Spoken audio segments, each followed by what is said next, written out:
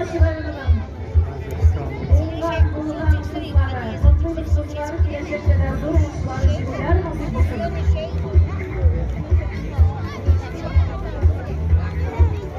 Yunus'una Yasmina Yunus'una 5. yorum alan kızımızı çağırırız.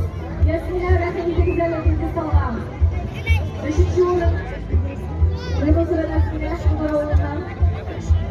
Hem şu vakıta biz 18 yaşga kadar yigitlarni qo'l kurashida chaqiramiz.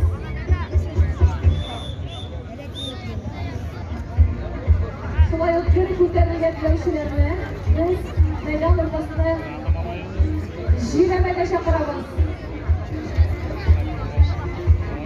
Qadim tarixiy temalar haqidagi bir ko'tarilgan yoshlar jilamaga chaqiramiz sizni.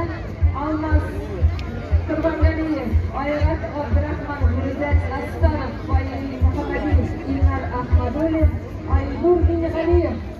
Jigitlar rahimiga jilamaga birazdan gir ko'tarib boshlanadi. Maydon o'rtasida shunday kurash, qizg'andan qizlar kurashining eng qizg'an, eng motor mezgili o'smir malaylar kurashalar.